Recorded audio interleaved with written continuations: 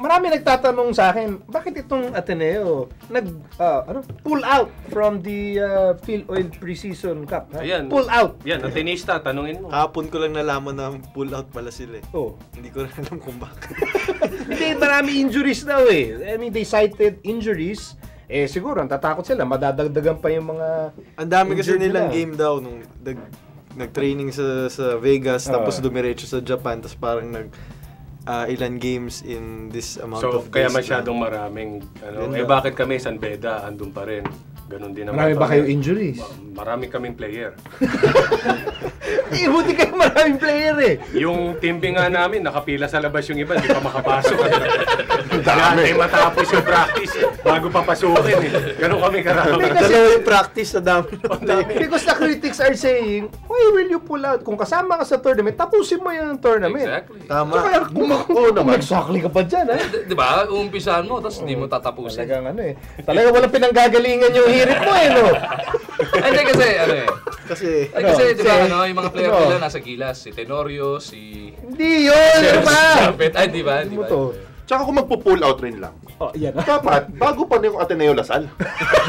Para default! Oo. Diba? Bakit hinintay pa matapos? Pinantay pang mapahiyain Lasal. Kasi kung nasalo Ateneo, sasabihin na, kulang-kulang kami. Ngayon, porkit guwapo. Bigla magpo-pull out. Kung kailan pa, sinasabi nyo, sinadya tapang ng yung fighting spirit. Ang galing nga eh. Pagkatapos, panak! Hindi ka na nakaganti. Hindi gaganti. Hindi, kasi syempre, di ba, UAAP is the goal. It's not to... Ba't sila sumali ng PhilOil? Pang tune-up. Naka-tune-up na eh. Sana nung ako, nung hindi kami nanalo, nag-pull out na rin. Hindi ba nga, marami may rason. Di ba? Mamakaawa na ngayon organizer. Sabi, pull out ka na.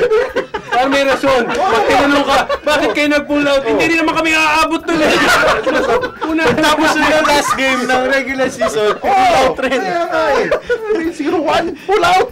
Pull out ka. Ito lang. Ito. Kunyari, ikaw, nag 5 straight championships ka, going for 6. Okay. Halos kalahati ng lineup mo injured. Ikaw ang coach. Will you pull out? No! Why not? Kasi may dahilan ako kung matalo ako eh.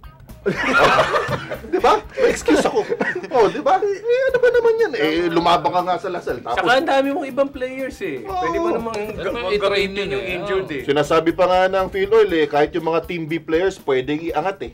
Para lang matapos. Huwag mo lang ipaglaban yung Ateneo porkit Atenista ka. Hindi mo naman pinaglalab. Dahil ako, ito, alam ko mayayari ako dito pag nakita ako nila. Ako rin, hindi ako... Why not? Kasi join the tournament, dapat tapusin mo yun. Tama.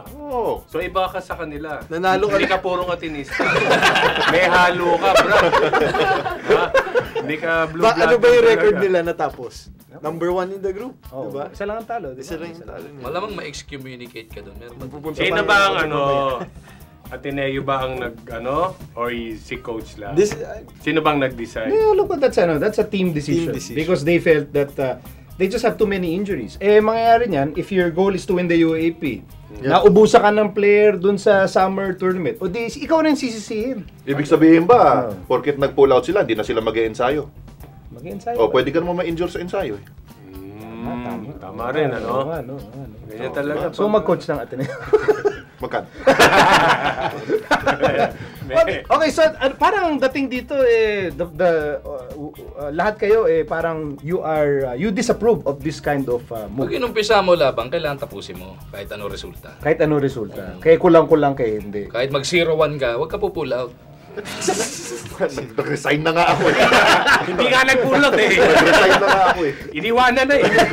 Pinulat niya yung sarili niya.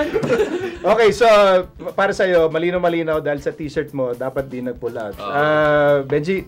Well, yun nga sinasabi ko, may iba ka pa naman players na pwedeng ilagay. So dapat. Pwede mo na. Para lang hindi ka magka-playing bastusan time pa nga eh. Sayang, magka-playing time yung iba. Ikaw, ex-Atenean. Para sa akin. Kaya pala talaga pinagtatanggol mo yung decision. Ex-Atenean nagaling sa ibang bansa. Ako lang kasi, nag-team manager din ako dati. Naiintindihan ko from a management point of view why they felt compelled. But will you pull out? Ako? No, ikaw. Sa sitwasyon. Ako?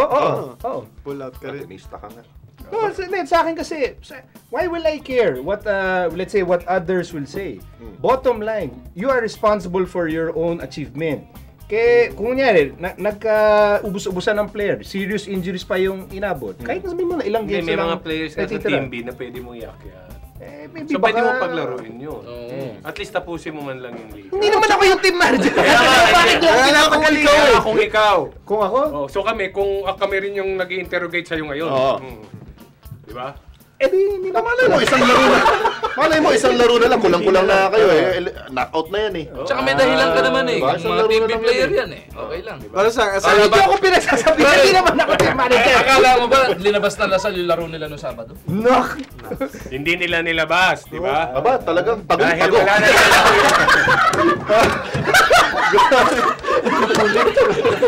Sandali lang, sandali. May lalabas pa ba yun? Okay, so I will have the former coach, former college head coach, have the final word. What is your official Hindi ako statement? magpo-pull out. Magre-resign. Hindi ako pull out.